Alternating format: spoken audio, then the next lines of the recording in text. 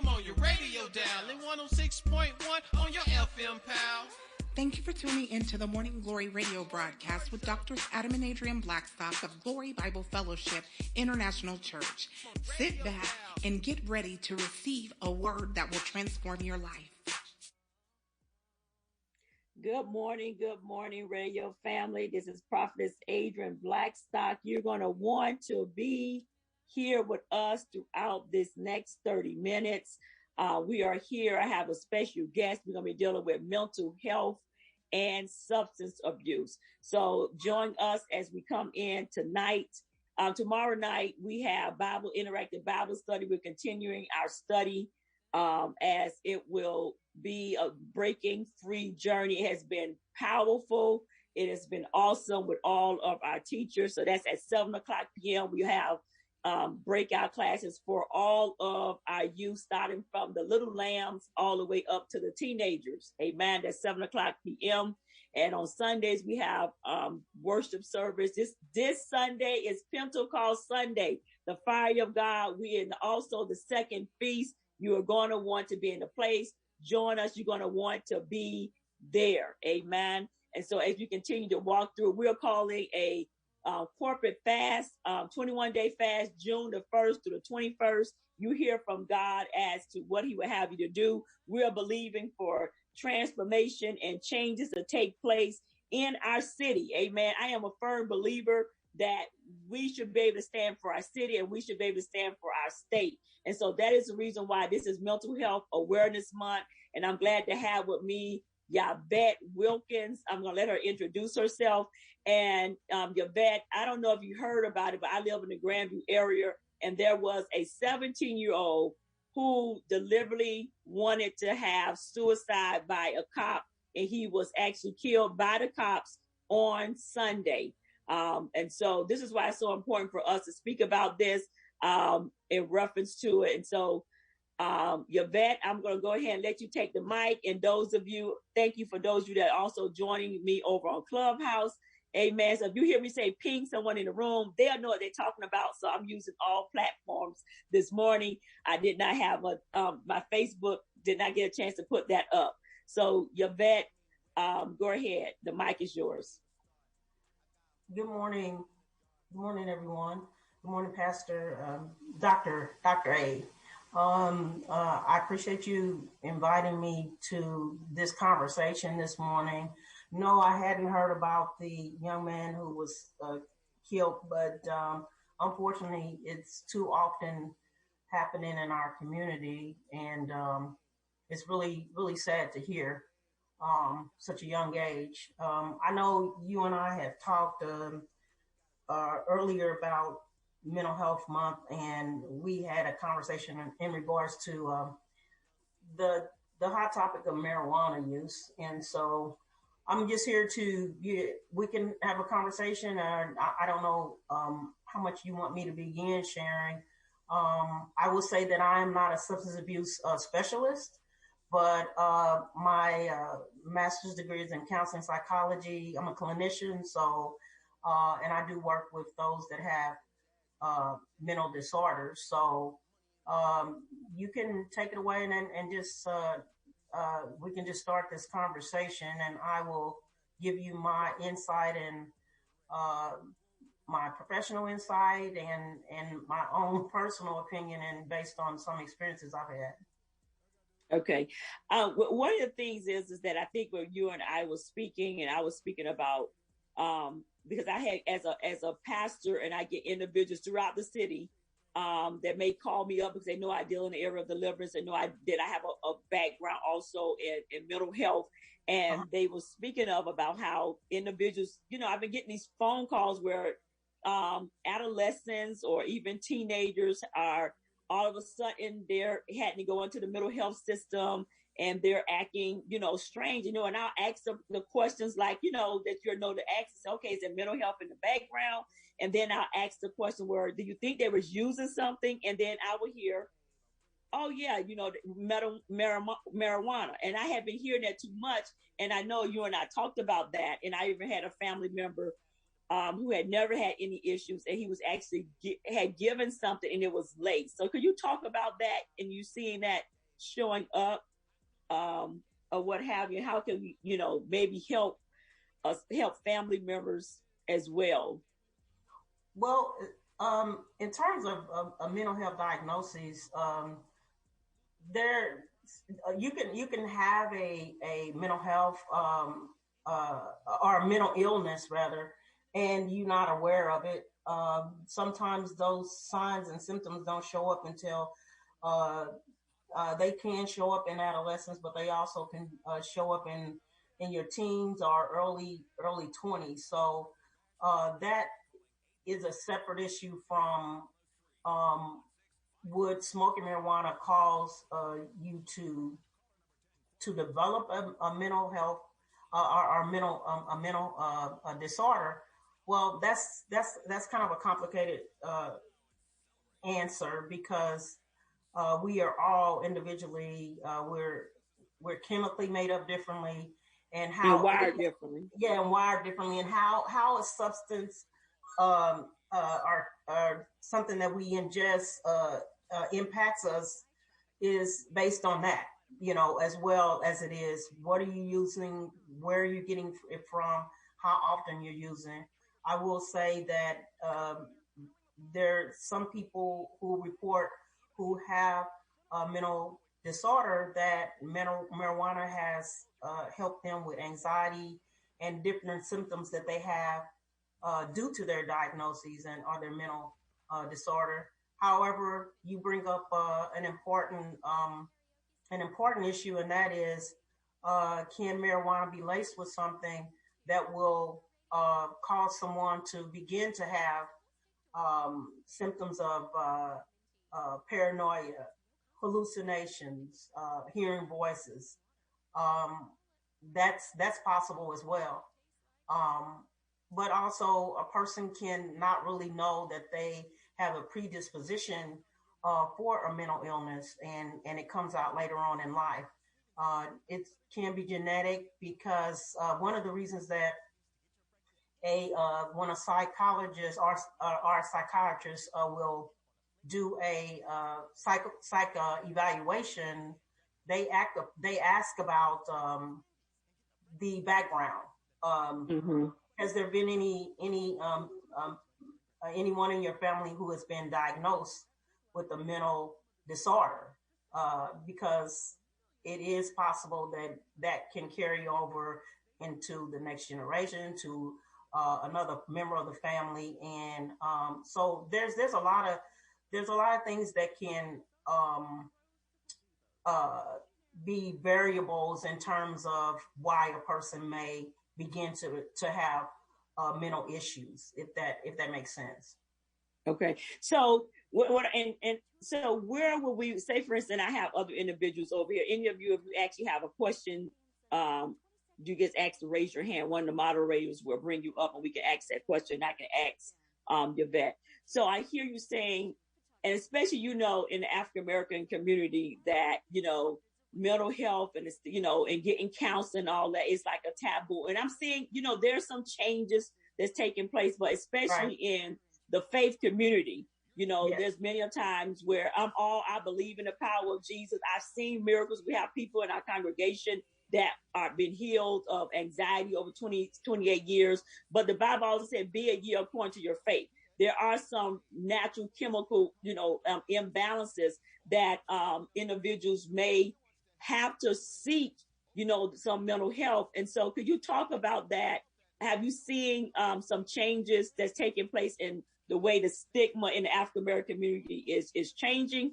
And also, it's a double question: how important it is to recognize, what those predispositions that we see in our family, and to look at them ahead of time instead of waiting for it to just pop up and show up as well. Well, to answer your first question, I do think that we've made progress in our community. More African Americans are seeking counseling. More are open to therapy. Do we still have a ways to go? Yes. We're also. I think that it's important that we are gaining more therapists that are of color as well. That's very important as too, because when a client comes to and says that they want therapy, a lot of times they want to meet with someone that they feel will understand them. That doesn't mean that just because you're African American, you're going to always understand or have a better relationship with a client because they're African American. That doesn't mean that. But a lot of times it's just no different than a woman may prefer to have a female therapist. So I guess what I'm really saying and getting to is that I'm glad that we're having more options. We should have women of color. We should have men of color. We should have male, female, the gamut of people who are providing those services. As far as, I think as soon as you know that something may not be right, and with lack of a better explanation, as I stated, sometimes symptoms won't show up until mid-teens or early 20s. And I think that it's important to not dismiss it, particularly if it is disrupting your life. Quality of life is what helps us determine when we need to seek help. That's so good. Say that again. That's good. Quality of life helps us to recognize when we need to seek help and support. I kind of base that on when I say that, I'm saying that when you know that your finances, your relationships, your ability to move about in the world in a productive way, when it is being compromised, then you need to look into that. Because to me, that's really the gauge on which whether or not something is impacting your life and how is it impacting your life. And Amen. What new has come into your life, and that can be the use of a drug. It could be it could be just unhealthy relationships. But that's when we really need to seek out support and try to find out what's going on, because it's now disrupting your life, and it may be even disrupting, most likely it is the people that are closest to you and that are around you. And you bring up a good point. And so, and many times you may have individuals that, whether it's substance abuse or mental health, that they don't seek out help. They just think, oh, everything is fine. So what knowledge can you give, like, for parents or family members when they see someone that, they're a little off bat? When do we need to step in? And what are the rights? What are the laws out there now? Because so many times when I'm talking with parents or what have, they say, well, I can't make them do this and I can't make them do that. So is there any changes out there? The law, the laws in terms of when you're talking about adolescent behavior and whether a parent can make them do, no. I mean, at the end of the day, when a person gets old enough to say no and be resistant, you got to figure out another way in order to reach them, for sure. I will say being punitive and authoritarian is not the best approach, but conversation about, it goes back to how are you moving about in the world? What do you want, and how is your behavior? Because usually whatever's going on, whether it could be even a physical illness that is impacting you as well, not just a mental illness, but what is impairing you and your ability to move about in the world and be productive and really be a happy individual, But having those conversations with young people, I say that just telling them, hey, I'm your mother, I'm your father, you're gonna do what I say. That's probably not gonna be the best approach.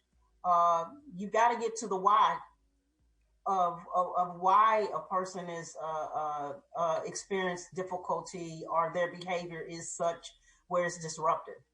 Yes, yes, yes. That is so good. You know the why. And what do you recommend? Do you have any, within the greater Kansas City area, like facilities that you may recommend individuals to seek, help at that are very in alignment, with the African Americans? I don't know right offhand as far as that are totally geared to African American, but specifically, what issue would you be talking about? Let's look at substance abuse. Mm-hmm. And let's look at marijuana. Okay, what is we know that they have legalized in certain places, but you may have an individual say, you know what, I want to kick this. Do you find that is that something they need to go to counseling, that they can someplace they can go to counseling for? Is it still treated the same way as somebody on cocaine or meth or what have you? Well, there are diagnoses or disorders that a person can have when it comes to the use of cannabis. Cannabis use disorder is defined as it's a continued use of cannabis in spite of serious distress or impairment it's causing. So, I didn't know when you said disorder. Well, read that again, because we got people over here listening. I want them to make sure they get that. And remember, if you have any questions, raise your hand. We'll get to you and ask your vet those questions. Go ahead, say that again. So the Diagnostic and Statistical Manual of Mental Disorders, which now they have a fifth edition, identifies cannabis use, can identify and says that cannabis can be a disorder.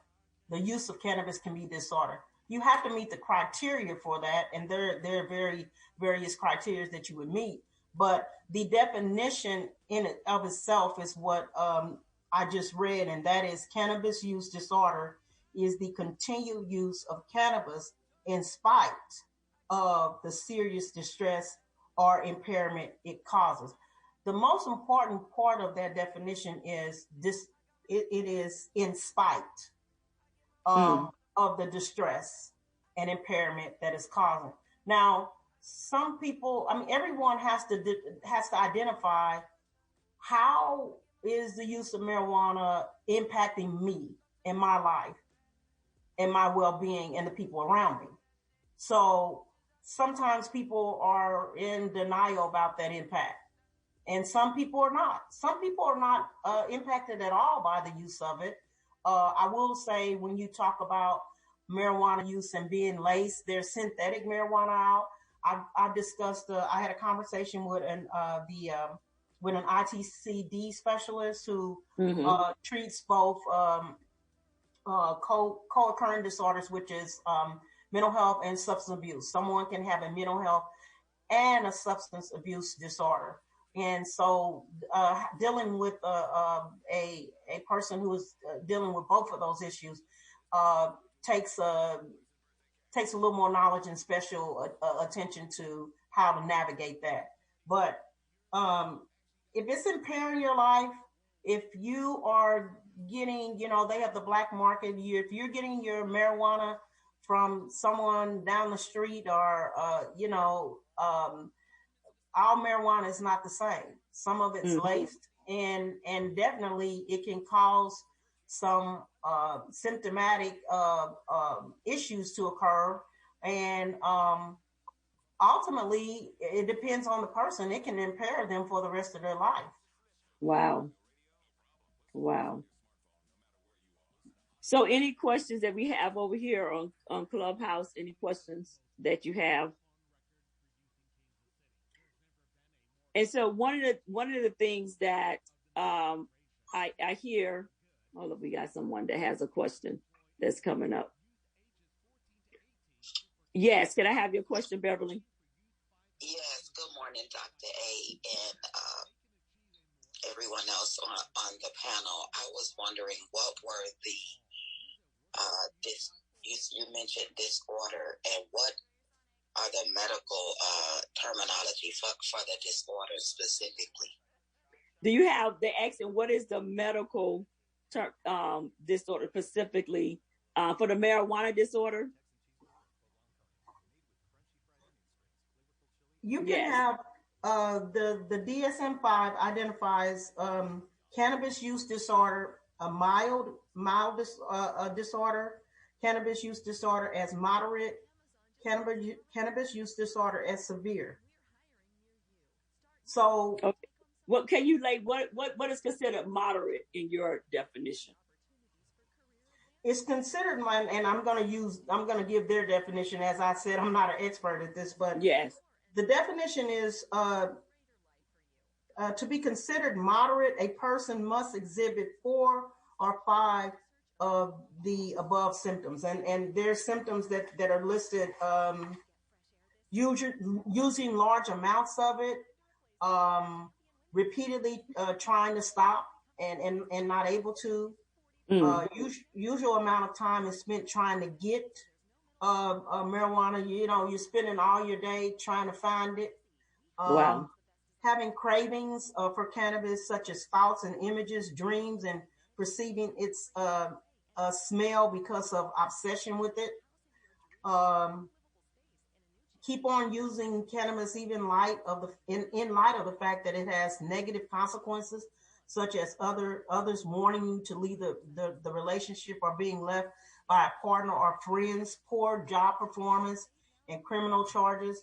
So it goes back to, and here's one that talks about, when we talk about young people, using cannabis is more important than other areas of life, such as your job, your school, your hygiene, responsibilities to your family and friends. Using cannabis and taking dangerous risks, such as driving a car. So these are some of the criteria that meets those mild, moderate, or severe diagnoses.